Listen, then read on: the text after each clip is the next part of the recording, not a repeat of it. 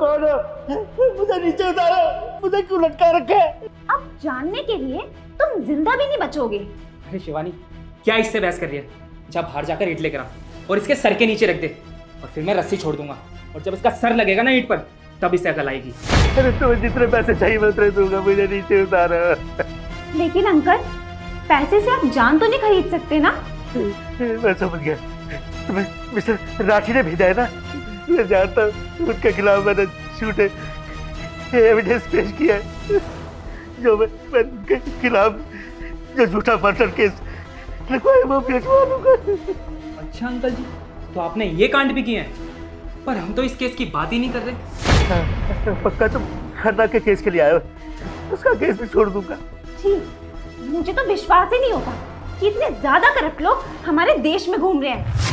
अरे अंकल, आपको तो शर्म आनी चाहिए। आपने इतने गलत गलत कांड किए हुए हैं, आपको तो यही समझ नहीं आ रहा कि हम किस केस की बात कर रहे हैं। बेटा मैं तुमसे रिक्वेस्ट कर रहा हूँ, मैंने जितने भी झूठे मुकदमे किए हैं या झूठे केस लड़वाए हैं वो सब वापस कर दो, मुझे नीचे उतारो। चलो जितिन, अब इन्हें नीचे उतार दो, क्योंकि हम इनकी तरह इतने बेरहम नहीं है।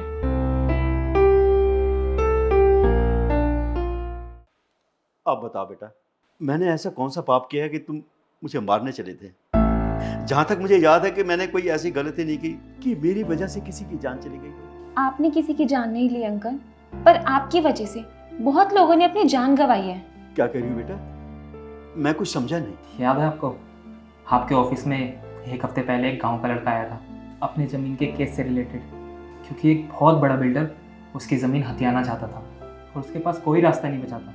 वो अपनी सारी उम्मीदें आपके पास लेकर आया था, और आपने उसे क्या सपने दिखाए थे कि आप उसका केस लड़ोगे, उसे इंसाफ दिलाओगे। हाँ बेटा, याद है मुझे। हाँ वही, वो हमारा भाई था। लेकिन अंकल जी, आपने क्या किया? आपने उसकी सारी जमा पूंजी उससे अपनी फीस के तौर पर ले ली। और आपने क्या किया? जिस बिल्डर के खिलाफ वो गांव का लड़का आपके पास केस लेकर आया था, आपने उसी के साथ मिलकर उस लड़के को फंसा दिया और उस गांव के लड़के पर ही झूठा केस डाल दिया। अरे झूठा केस डाला तो डाला, उसकी जमीन भी हड़प लिया आपने। आप जानते हो अंकल जी, उस लड़के ने जो आपको 5 लाख रुपए की फीस दी थी, वो उसकी कई सालों की जमा पूंजी थी, और वो जमीन ही उसका आखिरी सहारा था, जिससे वो खेती बाड़ी करके अपनी रोजी रोटी चलाता था। और अंकल, आपको पता है, आप ही उसका आखिरी सहारा थे, और जब उसकी उम्मीद टूट गई तो उसने थक हार कर अपनी जान ले ली।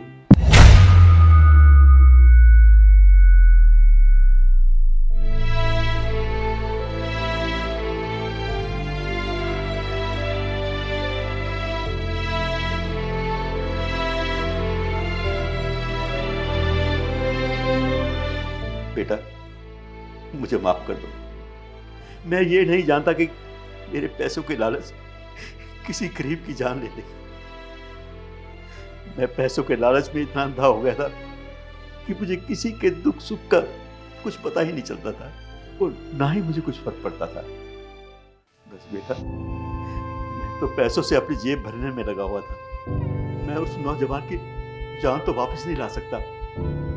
मैंने उससे जितना भी पैसा लिया था मैं वापस कर दूंगा, और हाँ, उसकी सारी जमीन उसे वापस दिलवा दूंगा, और जो भी हर्जाना होगा मैं उसे चुकाने के लिए तैयार हूं, और मैं उसके परिवार की जिम्मेदारी उठाने के लिए तैयार हूं कि मेरी वजह से एक बच्चे की जान गई, अपने परिवार का इकलौता सहारा था वो।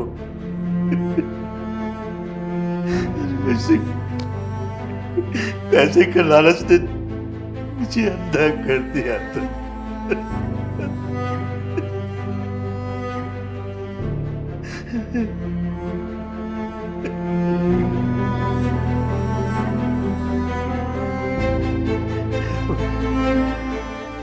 मैं जिंदगी भर से बात नहीं कर पाऊंगा, मैं अपने आप को माफ नहीं कर पाऊंगा। मैंने पैसों के लालच में एक नौजवान की जान ले ली। मुझे भगवान भी माफ नहीं करेगा। हाँ, माफ करना भी नहीं चाहिए। मुझ जैसे गुनाहगार को तो सजा मिलनी चाहिए। ये मेरे बच्चे, बस तू मेरे खिलाफ केस कर दो, मैं जेल में सड़ने को तैयार हूं, क्योंकि मैंने इतना बड़ा गुनाह किया है। रुक जाइए अंकल, आप मत रोइए और ना ही आपको जेल जाने की जरूरत है। अंकल जी, अगर आपको आपकी गलती का इतना ही पछतावा हो रहा है तो आप हमारे भाई से खुद माफ़ी मांग लीजिए। क्या बोल रहे हो आप? वो लड़का तो मर चुका है ना?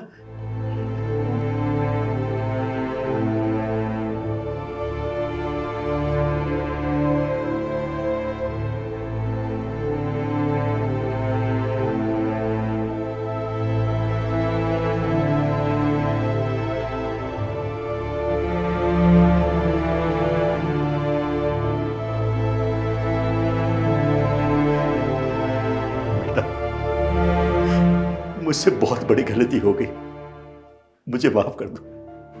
और हाँ बच्चे, मैं तुम्हारा मुकदमा लड़ूंगा भी और तुम्हें जितवाऊंगा भी, ये मेरी गारंटी है बच्चे, फिक्र मत करो, तुम इस केस को जीतोगे, ये मेरा वादा है।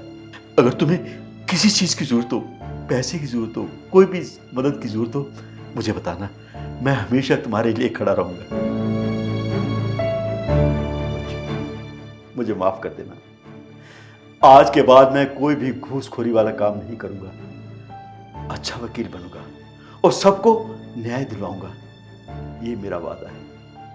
अब मैंने जो गलती की थी, इस गलती को दोहराऊंगा नहीं। बच्चों, तुम दोनों ने मेरी आंखें खोल दी। खुश रहो बच्चों। मुझे माफ कर देना कि मेरी वजह से तुम्हें इतना कष्ट झेलना पड़ा।